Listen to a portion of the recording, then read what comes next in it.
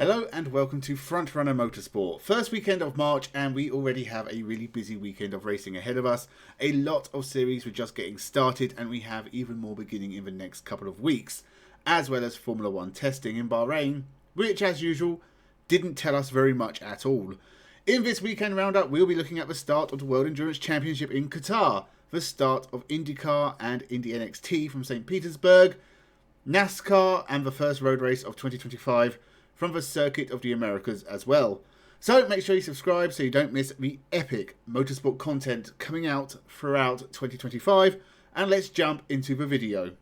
Starting with the longest race, the Qatar 1,812 kilometre race, that was the start of the World Endurance Championship for 2025. I cannot tell you how excited I was for this race. These new hypercar rules are the best thing in motorsport since the invention of the wheel. Ferraris at the front, Porsches at the back, and contact at the start. What a way to get the season going.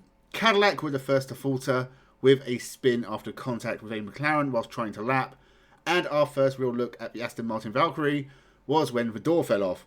The number 7 Toyota had a spin, but as always, they looked more threatening as the race went on. Cadillac completely imploded under the safety car. Jenson Button slowed down and Alex Lynn ploughed straight into him. The Cadillacs were definitely quick, but the race absolutely did not go their way. BMW looked a lot stronger in this race than they had in 2024. The number 20 was mixing it in the podium places, helped by his teammate tagging the number 50 Ferrari. Around the halfway point, the 009 Valkyrie had a spin, and it was clear there were plenty of issues Heart of Racing had to sort out before we see these Astons back onto the track again. The last 4 hours of the race were entirely about which of the 3 Ferraris were going to win, and in the end it was the number 50, leading home a Ferrari 1-2-3. BMW were much improved and finished 4th ahead of the Toyotas. Whilst Alpine and Cadillac looked to have gotten stronger, the race did not work out in their favour. Peugeot still struggling for pace, and Porsche have fallen a long way off. In the GTs, Porsche also did not have a good race. It was won by the Corvette ahead of a McLaren. Both of those teams and Lexus were great in this race, and it came down to a few tenths of a second after 10 hours of racing. Really good stuff, especially from the first half of the race. We have to wait until April to see what happens next in the WEC. IndyCar got underway at St. Petersburg with Scott McLaughlin leading from pole. Didn't take long to get our first crash of the year, with Nolan Siegel getting mixed up with Will Power and Louis Foster. And it was the experienced Aussie who was to blame, not the 2 young rookies. There was trouble for Pato O'Ward, who had issues in qualifying and then a puncture in the race just to completely write off his afternoon. Marcus Armstrong and Colton Herta were also going well until issues dropped them to the back of the field. Scott McLaughlin led a lot of this race. Christian Lundgaard was also up there at times. But by the end, Alex Palou, Scott Dixon and Joseph Newgarden had all made their way to the front, and it was those 3 that finished on the podium. Another win for Alex Palou as he looks to become a 4-time IndyCar champion. Not the most exciting race ever, more about tyres and strategy than on-track battles and good driving. We don't have to wait long until the next race. Race 2 is at the Thermal Club.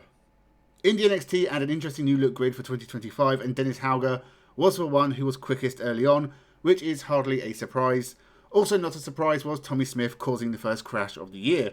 It was James Rowe crashing that brought out the first safety car for 2025. The Andretti driver was delayed in the contact with Tommy Smith, and already laps down, he decided to end his race buried in the tyres. Next off was Nolan Alia around the halfway mark, and it was a welcome break as nothing interesting had been happening in this race. That continued and the race finished under yellows after Jack William Miller crashed into the wall with only a couple of laps to go. Dennis Hauger took an easy win to start his time off in America, had very few issues, and that's a good sign for his championship. Lockie Hughes did a brilliant job in second ahead of Caio Collet. Not a lot of shocks here, not a very interesting race, but Dennis Hauger's presence in this series will make the championship interesting. Finally, we have NASCAR from the Circuit of the Americas in Austin, Texas. This is the first actual track of NASCAR 2025. It only took the first corner to get our first spinner when Chase Elliott was turned round, and Ty Dillon got turned around on the straight bit. Shane Van Gisbergen took the lead on lap 9, clearly more comfortable on the track than the oval. Carl Larson lost a wheel towards the end of stage 2. It seemed to be mostly Chevrolets running into trouble at COTA. Our first real yellow was for 2 Chevrolet Trackhouse teammates colliding. Daniel Suarez spun and was collected by Connor Zilisch, causing big damage for both. With 18 laps left, another Chevrolet ended up in the gravel after Austin Dillon was taken out. We had a great fight to the finish between Kyle Busch, Christopher Bell, William Byron and Tyler Reddick, and at the end of it, Christopher Bell took his second win in a row. He is one of the best drivers in NASCAR right now. Next up is the Oval at Phoenix this weekend. So that was all the racing from the past weekend. Well, not all of it. I'll talk about the single-seater racing in the Middle East at some point later in the week. My race of the weekend is, of course, the World Endurance Championship from Qatar. Nothing from America even came close to comparing to the joy that race gave me. It was great seeing the Aston Martins on track at last, and we will see them again later in the year in both the WEC and IMSA. Next weekend, we have the start of Super Formula from Suzuka and NASCAR from Phoenix, but not much else.